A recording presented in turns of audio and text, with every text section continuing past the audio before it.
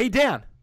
Dude, what's up? Hey, we're going to be playing D&D tonight, and we are forming a new party, and it's going to be Craig's going to be there, and he's going to play as a monk, and Kale's going to be there, and he's going to be a bard, and I'm going to be there, of course. Yeah, and I'm going to be a half-orc barbarian, and we were talking, and we were like, oh, we need a wizard, and we all thought, who would be perfect? You! Why does everybody think I want to play wizard?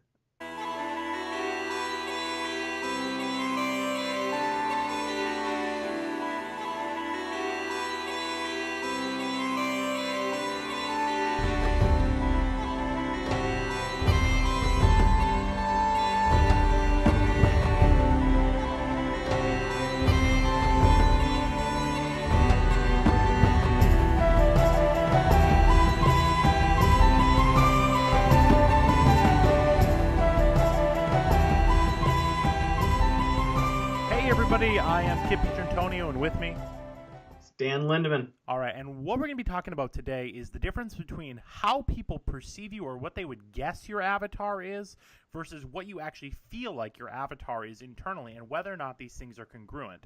So, Dan, what do you think is actually more important in dictating the avatar that you should choose? Is it how other people perceive you and kind of the role you play within your friends, or is it what you feel internally is your avatar? Yeah, so I think that's kind of like that starts to hit at the core of the question, which is, what are the actions that you're actually partaking in? I think that's your perceived avatar. I think a lot of the things that you do and kind of like your external mannerisms do inform people, and you have to make a judgment as somebody on the outside looking in about what somebody might be. But I think for me, the whole goal of fantasy and like role play and games in general too is to sort of dabble in the realm of like what you want to be, who you wish that you were, your like idealized, fantasized form, right? Right. And even if you might look one way, or you actually behave out one way, the ideal self is something that you want to strive for. And I think that's what a lot of people enjoy about games. That's definitely something that I enjoy about like D&D or other role-playing games, is get to kind of play around in territories that I'm not. Especially, I'm having my most fun when I'm doing like an idealized character. Right. So maybe a big part of it then is how much you identify with that part of gaming, like how much gaming is an escape as opposed to like a congruency with yourself. I think a really good example of this is like when you design a character. So like if you start Skyrim, for example, do you try to make the character look like you, or do you try to make the character look cool? And when I think about that, I actually almost always try to make the character look like me, even to the point of like putting in flaws.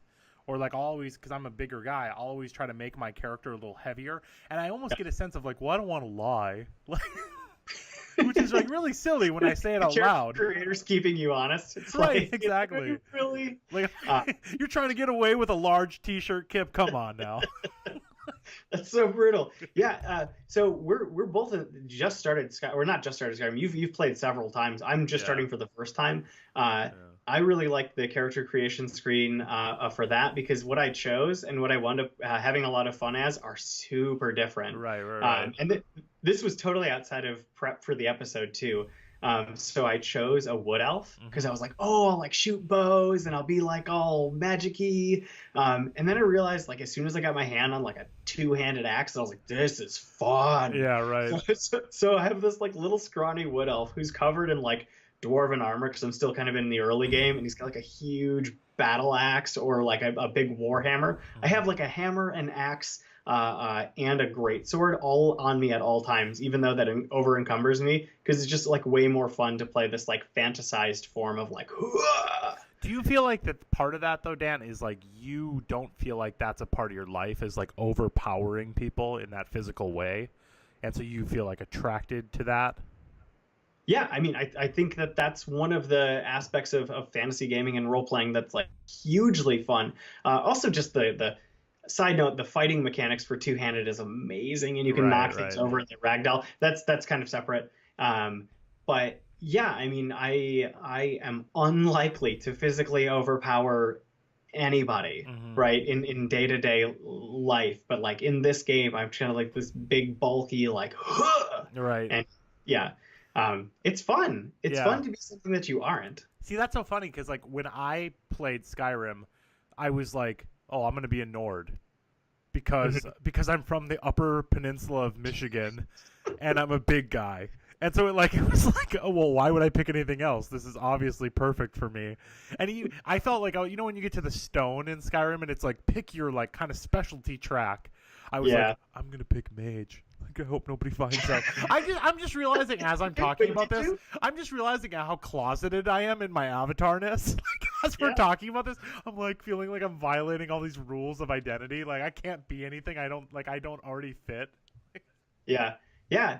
And I think this is like why I always get upset too if I get like typecast as kind of the mage, because it's like on the surface I might kind of like look and outwardly appear to be the mage, but like what I view myself as, if I were going to do like the true Dan, Right. it would be sort of like okay, so we're going to get back into the survey. So I took this survey, which is like 129 questions. Yeah. What are you? And I got human, monk, bard.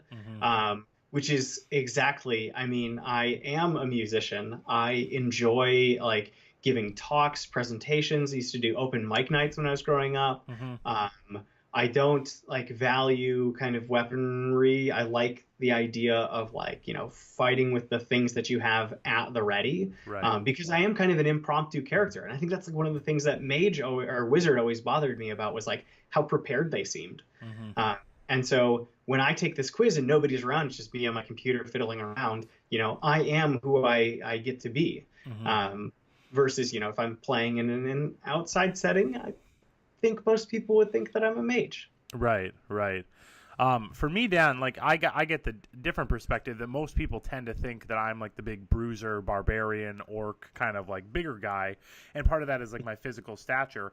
And in addition to that is like most people perceive me as like pretty masculine.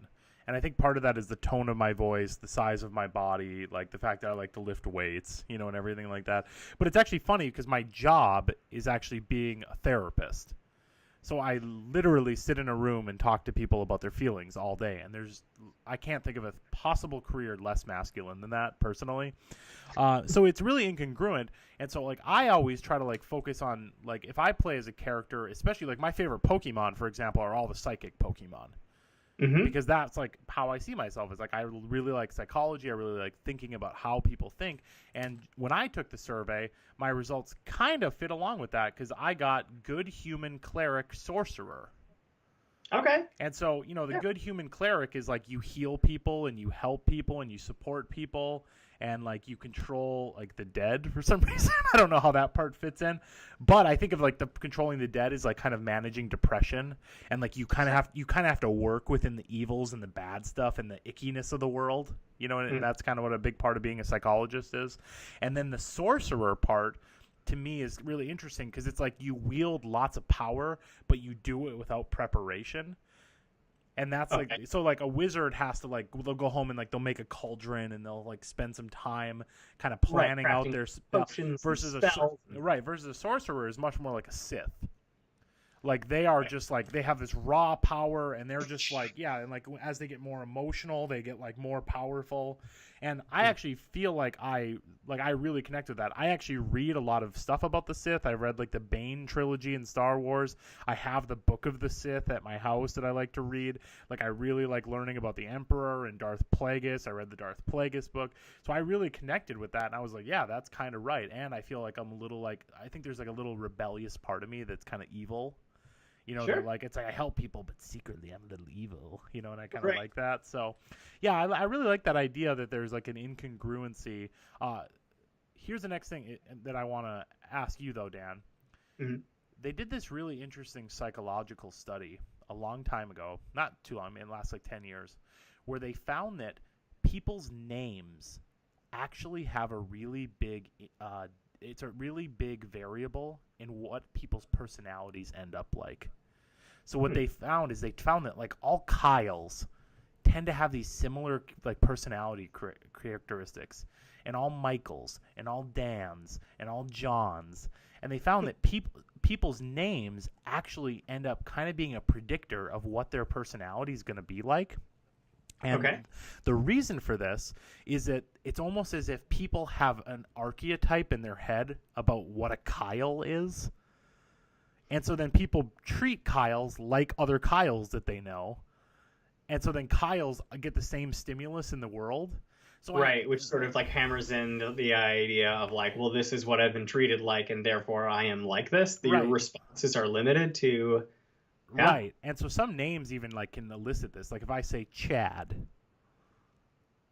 like there's a certain thing that comes up for you with a Chad, right? Like it's not like, oh yeah, Chad, he's like this really high strung like businessman. No, it's like Chad is like a bro who's hanging out in front of a fraternity house, right? And Right. so I guess my question then for you, Dan, is do you think the same thing happens with avatars? That if people perceive you as a wizard, you kind of end up wanting to be a wizard or choosing to be a wizard. Kind of you get shaped into being a wizard. Well, yeah, I mean, I think this is kind of interesting. When I was growing up, I was often like praised for being smart. Mm-hmm. I remember that was like the thing. It was like praised for being smart. Mm-hmm.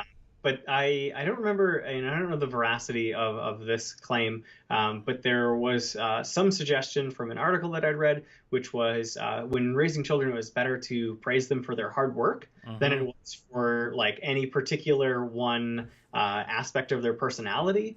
And so I think having been consistently praised for being smart, I mean, yeah, probably I did fall into that archetype. I mean, I pretty much did well in school. I tended to have like one big dip at the beginning of every type of school that I've gone to, Right. to kind of figure things out. But overall, I think most people would think that I was sort of brainy. Mm-hmm.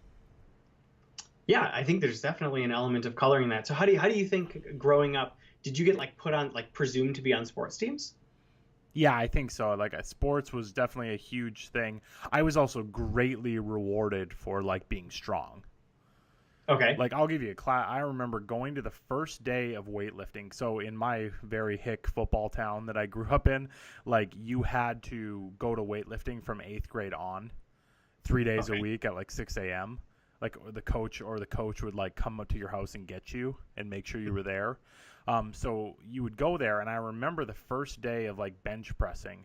Like I could bench press way more than anybody else, just naturally.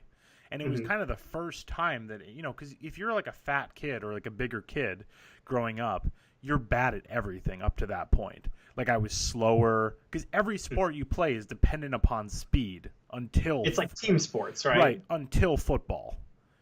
Yeah, Sure. so like basketball, speed, run, like soccer, speed, right? Yeah. Like, just trying to think of others, like even hockey, right? Is like you're dependent on speed in a lot of ways. You get to be the goalie, or baseball, another one. Like you get to be the catcher, which is exactly what I was, right? It's like you just sit there and we're gonna throw things at you. Right?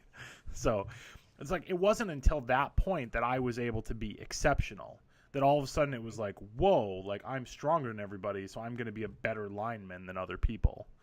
And so that moment was like huge for me. I remember as a kid. So like I can totally see how like I kind of like was naturally a bruiser and then was rewarded for being a bruiser. And I remember playing Streets of Rage 2 for the Sega Genesis and being like, oh my God, Max, he's like this huge dude and everybody else is like kind of average. And I would play him every time because I was like, I should play this. This is like the guy I should be. Yeah. So I think so this is tough, right? Because we're discussing, earlier how we're different kind of than our prescribed selves, our perceived selves. But then in some ways we're talking about how much we do behave like them. Right. Right. And I think that's probably why people are viewing us like that is just like one small chain at the beginning was like, oh, well, like, Kip's really strong. And that's awesome. It feels good to play as yourself, right? It feels good to take advantage of your own natural strengths. Yeah, and now that we're like sort of blending adulthood on top of like how we grew up, what I think is kind of funny is all of the like smart stuff that I am. I think I remember working very hard at that. But all of like the social charismatic aspects of myself, those are the things that were very natural. And so when I take like monk, bard, those are like charisma based classes, right? Right. those are the things where I'm like, oh, if nobody is like judging me or helping me like form my own identity, I'm going to use charisma as my main trait. Mm-hmm. But if people are assisting me in my identity, I will use intellect. Mm-hmm. So That's yeah, I really think interesting. Yeah, so it's almost like you, as an adult, you have to like develop that secondary class. yeah. Oh That's man, you multi-class as an adult. you do. That's like in Final Fantasy One when you switch from like the early characters to like and they all change into like their more like way beefier forms. Right. Oh, also that's like my favorite moment from Final Fantasy One. Well, speaking of transforming from the child version to an adult version, you had a particularly wonderful point that you wanted to raise related to Link from Zelda, who in Ocarina of Time goes from his child version to his adult version. So could you talk a little bit about like how your views on this have been maybe shaped or you thought about with Zelda? Yeah. So it's kind of fun, and I hope that my oldest brother is watching because when he would play games when we were growing up, his file was almost always named like Link. Mm-hmm. And most of the time when he was playing Zelda, he would be kind of the furthest along in the game, and I would keep my file, which was like Dan, behind. Mm-hmm. Right? So we would play like the story of Link, but and then that would be sort of very external, very other than me, Right. right? Then my file would always be sort of different than that story, and I'd goof around a lot more, and I'd name my file Dan. Mm-hmm. And uh, now, as an adult, I'm sort of finding there's a pattern in games where if the story is very forward, at least in Zelda games, well, actually in most games, that I will keep the like given name, like Mm-hmm. Pokemon. But if the story is I'm allowed to like goof around a little bit more, I'll name it Dan. So like Wind Waker, I was Dan the entire time. Mm-hmm. Whereas in Twilight Princess, I was Link because this is the story of Link and the Twilight Princess, and like you kind of can't escape. Like I'm not a kid from Eldon who is a goat herder that people have known for years. Right. I much prefer like the Wind Waker version where it's like you're a kid, you live with your grandma and your sister, have at it. Right. Because to me that's like what the original Zelda was too, where it's like you put on this whatever your experience is, you decide what this is. Right. So personally, I never liked putting my name in it because my name is so weird and like out there. It's like Kipp that it Mhm. doesn't sound good. It's like Kipp, get to the mountain. Like it doesn't sound like an action oriented name.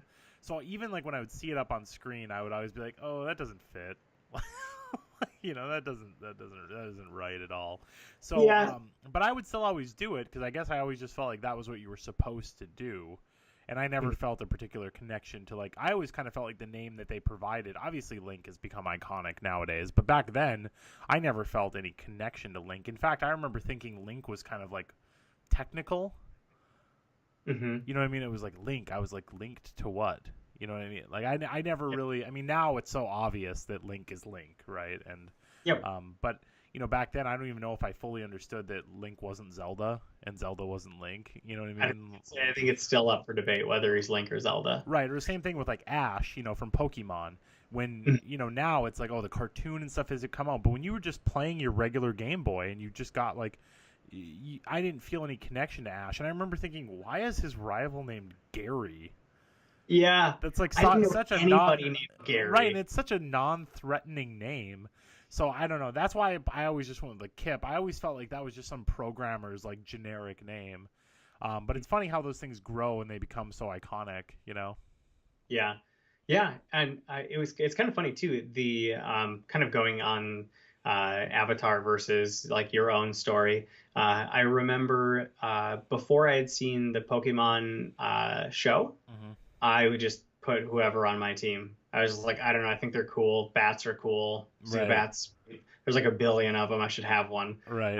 But then once I had seen the show, I chose Ash as the character name, and then I would like.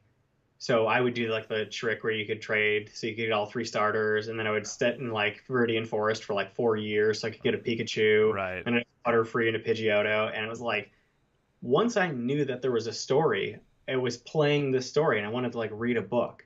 Um, But I think that really pulled away from like my sense of Avatar over that character. I've since taken it back, but that was like a really kind of strange example for me, pretty otherworldly. So I actually wonder what Miyamoto thinks about Link having such a strong identity, because that's like totally going against what he wanted that character to be. Like if you like have read or like looked into like, or it was supposed to be you. Like it was supposed to be this like generic kid who doesn't talk. Well, he's your Link to the game. Right. Oh my God, it's so awesome. I never, I guess, fully thought about that, but yeah, like that. It's just interesting that he has like formed an identity, and Link has like characteristics and everything, even just based on his voice. But he's not supposed to. He really is just supposed to be a pure projection of you. So, anyway, okay. So let's start wrapping up this episode, Dan. How about you down out in YouTube world, in the YouTube verse? What do you all think? Do you think your internal avatar matches how other people perceive you? You do like to branch out and do your own fantasy thing? What games like made you want to do that? What games made you not want to do that? Let us know in the comments below. That is all for Geeks in Our 30s this week. I am Kipp Pietrantonio, and with me it's Dan Lindemann. Thanks for joining us, everybody. And Dan, could you cast a magic spell and end the episode? Episode Overo.